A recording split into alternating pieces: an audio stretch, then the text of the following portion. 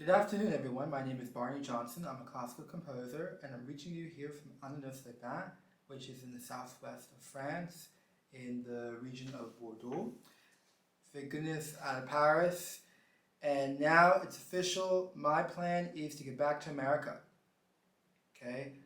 As you may have known from my other videos, starting back in April 2022, I made a choice to make composition the center of my life because I was neglecting that for too long, and made a lot of painful sacrifices in the interest of my long-term success, which we'll see if they were wise or not. I had to put a lot of things on credit card and, make a lot of just live very humbly so that I can make investments for my future, like, getting a good camera, so I can have a YouTube channel, all the equipment. I did not own all the equipment that would be necessary, a website, fees, just a lot. And then I also made a decision, I'm going to do everything I can to get a job teaching music in a conservatory, because I spent 5 years in France. I moved here in 2017 in Paris, and I want to give back, but also I want to be able to teach the way I would like to teach. And I feel like in France I was baptized or reborn again in music. I had a lot of opportunities in America, but when I got to France, actually the first time in a summer program, I realized there was a lot of holes in my knowledge, like gaps. And so in France, I feel like I relearned everything, not like how to read music by no means, but just a lot of concepts were taught to me in a different way, and a way that was just at the base, la base, as they say. So yeah. Sorry, I just need to close this computer screen in the background. It's bothering me. But I put a lot on the line, and unfortunately, I was not successful. I did not get a job.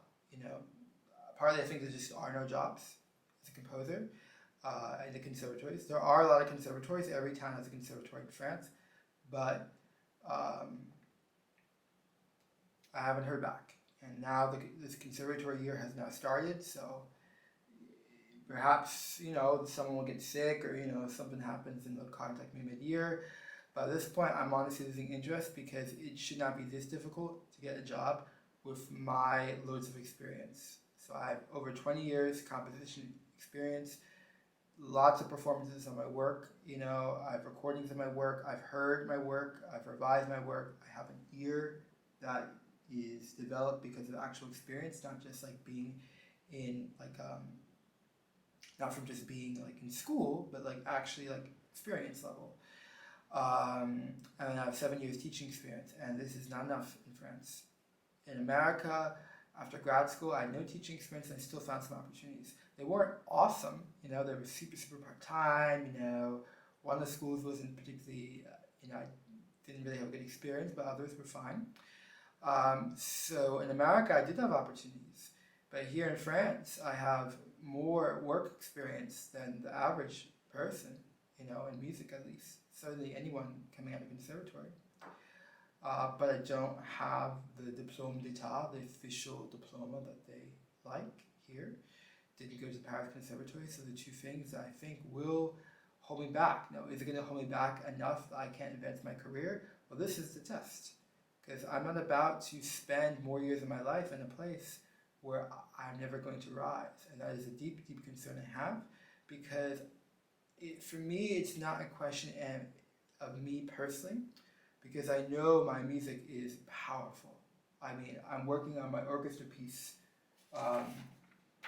Helpisontheway, and I will say I'm being a little perfectionist right now, which is why it's not going as quickly as I want to, so I need to work on that myself, trying to how to get quality for not being too perfectionist. But I'm hearing it firsthand, taking the dictation from the heavens.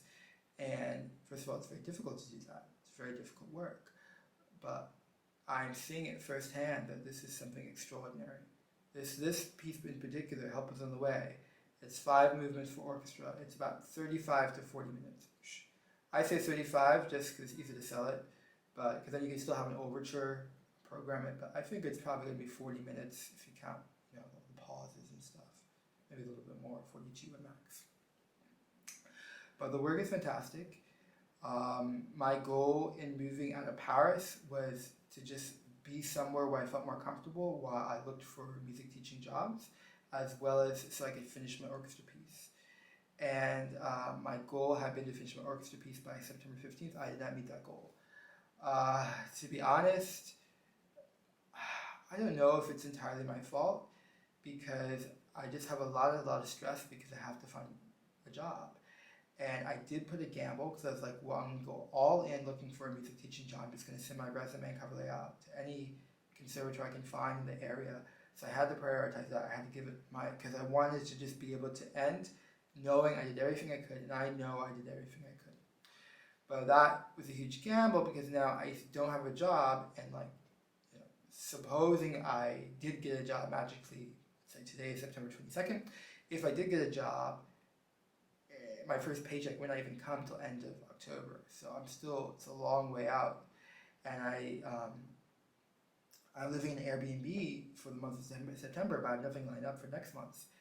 And I don't know how I'm supposed to get any longer term housing situation without having a job. So more than ever, the pressure is on me to get a job. But the big tragedy, and I'm sure musicians, especially composers, can commiserate, is, when you're in school, you're kind of shielded from things. Now, when I was in school in Paris, I was still working constantly, but it was teaching English, but it was justified because it's like, okay, well, this is for school. So I didn't love teaching English, but I did like teaching, so it was fine, and I believed in my vision. But then my vision came crumbling down because I realized it was just a forever trap. The last teacher I was holding out for was never going to get me to the mountaintop. He held back. He didn't want to teach me. And I think he resented me. He resented having to teach me, and he was annoyed that I hadn't showed up for lessons. So I eventually realized I'm never going to learn how to write fugue with this guy. Like, yes, he's a great musician. He understands something. He saw something. He saw beauty that most people don't see, but he's never going to give it to me.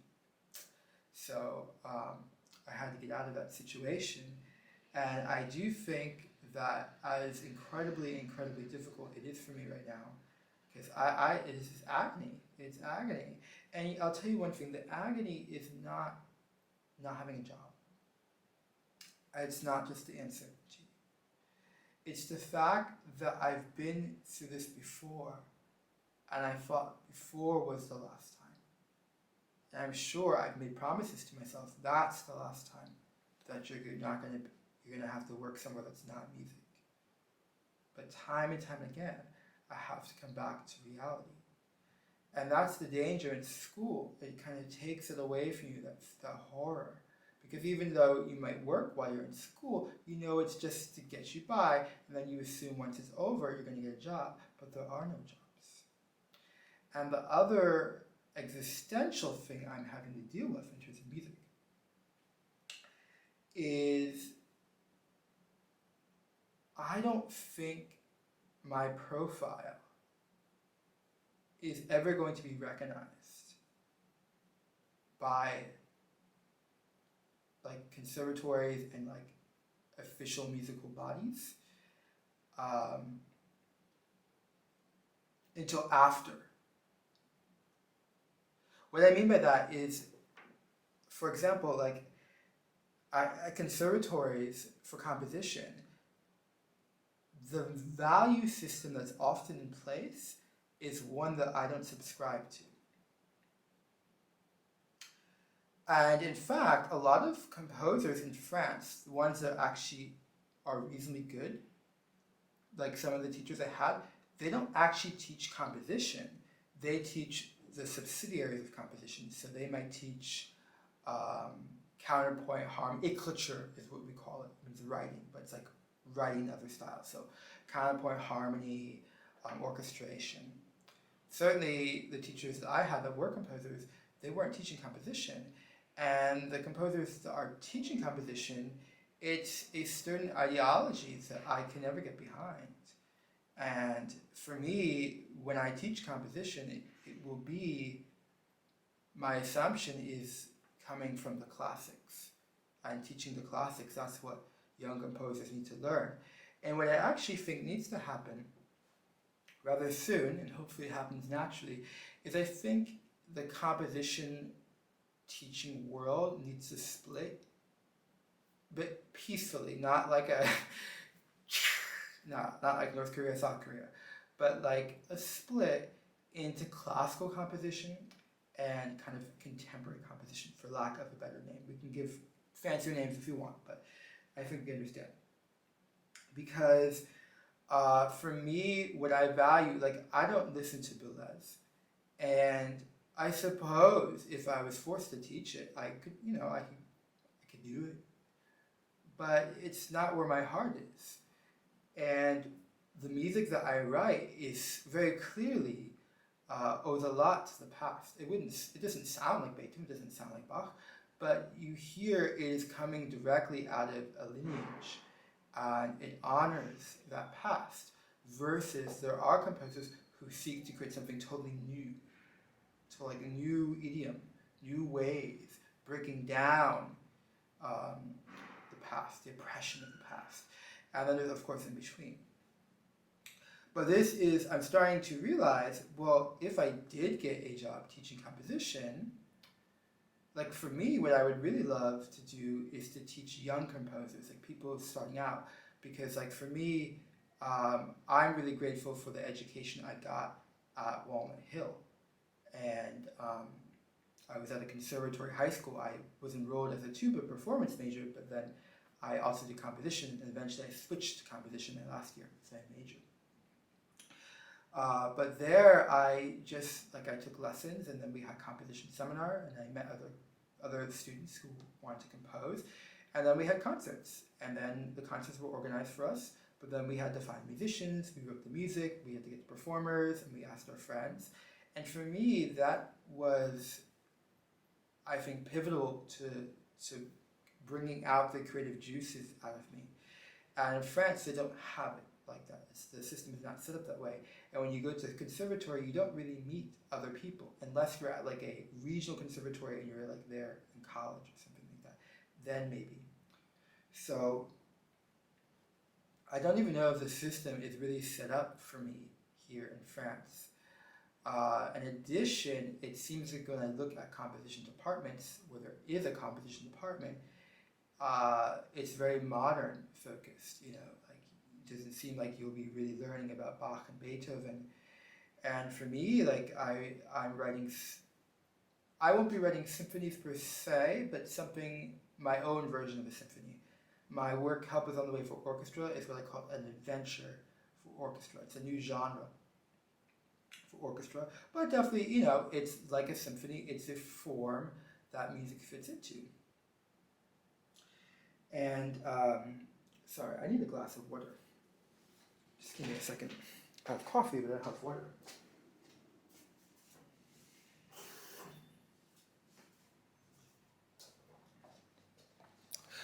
So, continuing on my little rant, I am beginning to become very concerned for my career, and though it is very painful right now, because I have to make a lot of painful decisions, I feel myself limited by money every second. Like anything I do, like my recorder for my camera broke.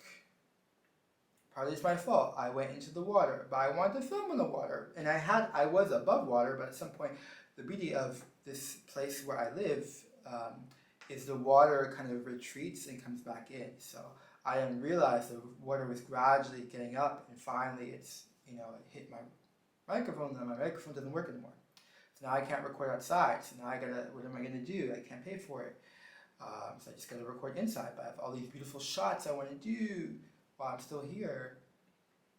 So I do feel myself limited by money at every step. Like I need new sweaters. I only have 2 sweaters on me.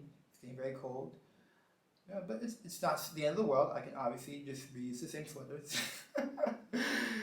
France is not too finicky that smells. It's true.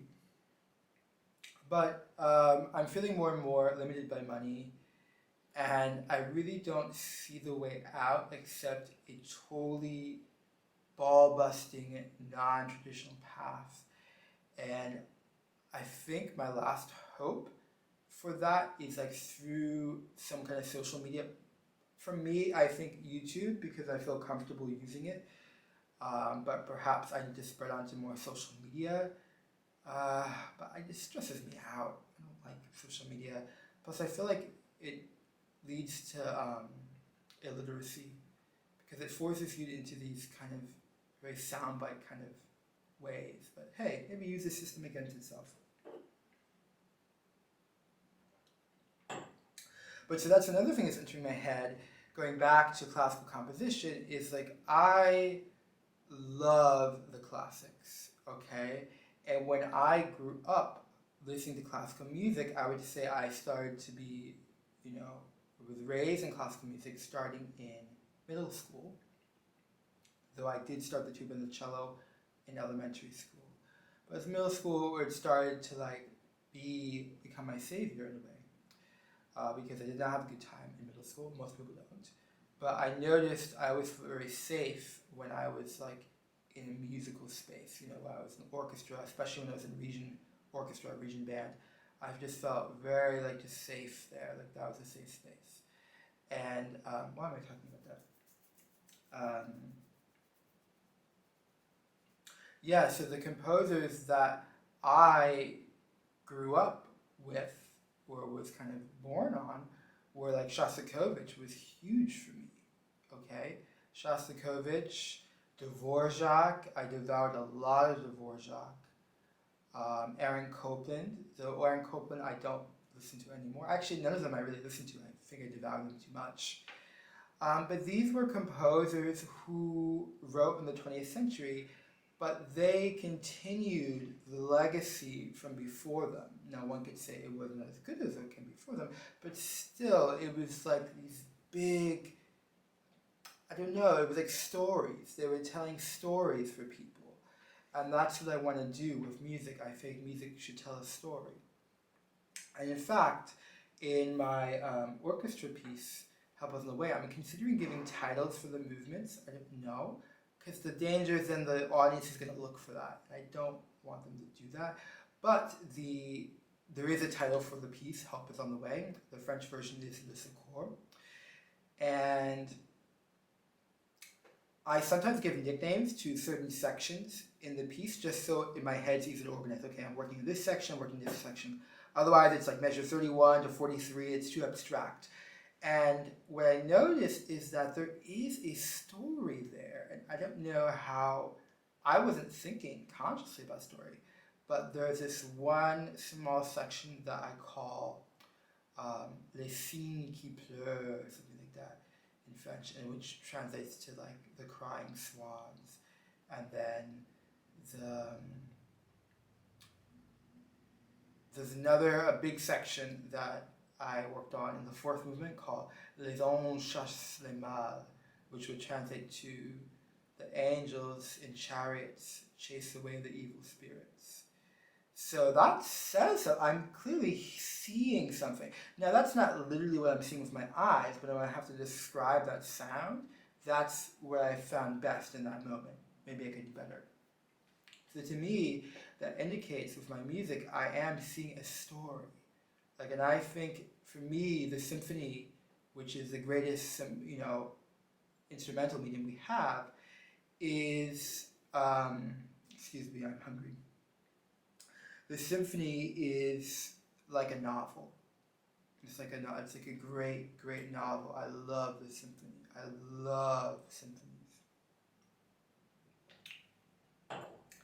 And I don't know if I'll write a symphony because I'm finding that the symphony is 4 movements. Typically, the first movement is the essay. It's kind of your biggest statement. It's the most important. It's most substantial. It's the longest, and it really takes you on a journey. It really sets it up, and then we can relax afterwards. And the second movement often is kind of slow and peaceful. These are just stereotypes. It doesn't have to be this way. And then the third movement is usually a little quirky. It's in a triplet time. often a scherzo, maybe a minuet, you know.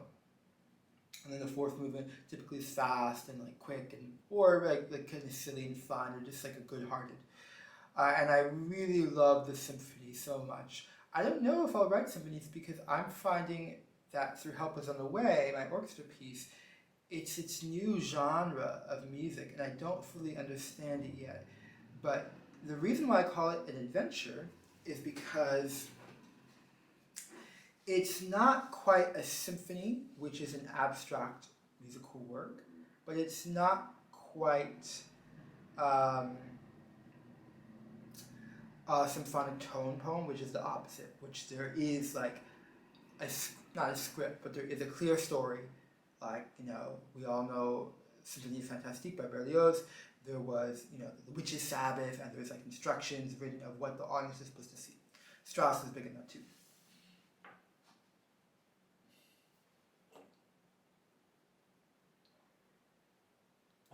So my orchestra work does not fall into either of those. It's in between. It definitely will sound like a symphonic, or rather a symphonic tone poem.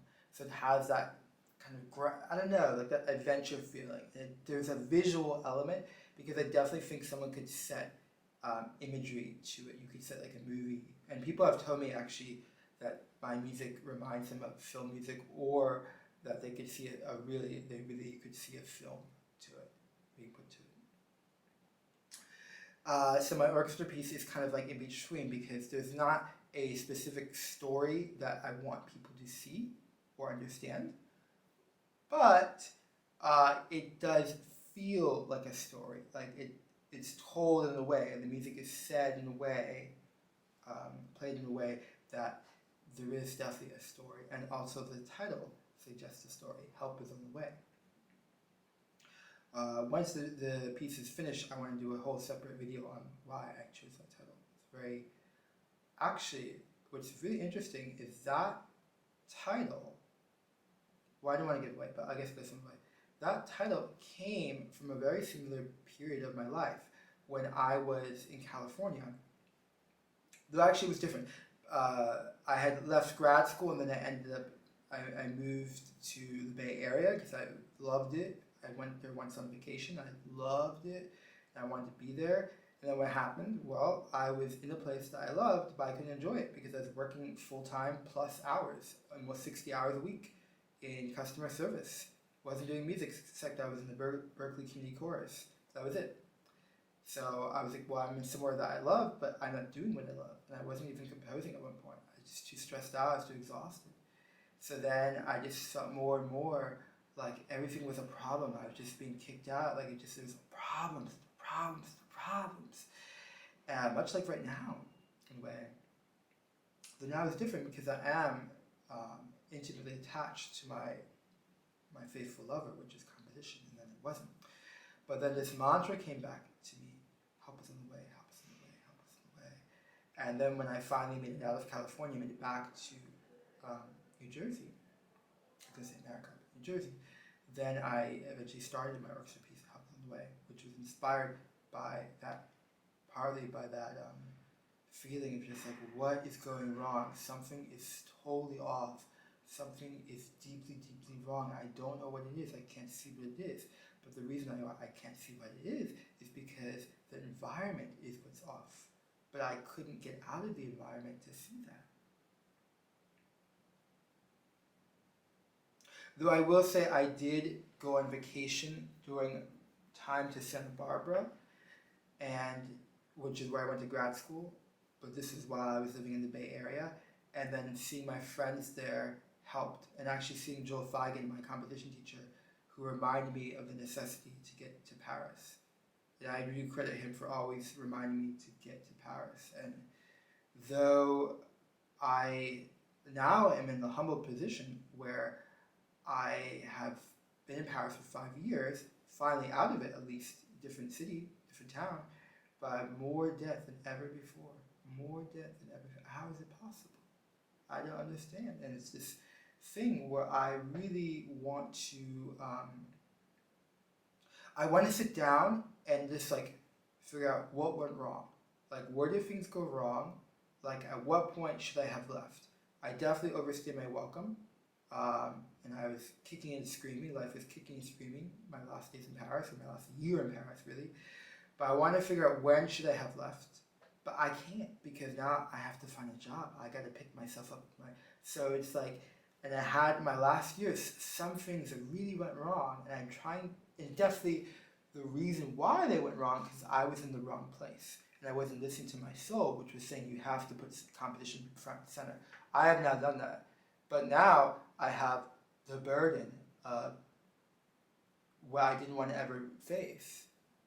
And I guess I'm glad I did it now. But it's the shocking, cold reality. Like, you know, like ice cold waves splashing and cutting you, giving you cuts because they're so sharp and cold. The sharp reality that there is no work. There is no work. There is no savior that is waiting to give you a job in music, and certainly not as a composer, and certainly not someone with my profile. The music I write is profoundly beautiful. I'm not ashamed to talk about my music. I love my music. I believe in it. I know my music, especially this piece, Helpisontheway, will be played after my death, and let's hope my death is much further out. But it's there's no way. I mean, the amount of TLC and the love I put into this baby, and this is my baby, it's my child. Okay, there's no way this is not going to be played after my death. Okay, this work is profoundly original.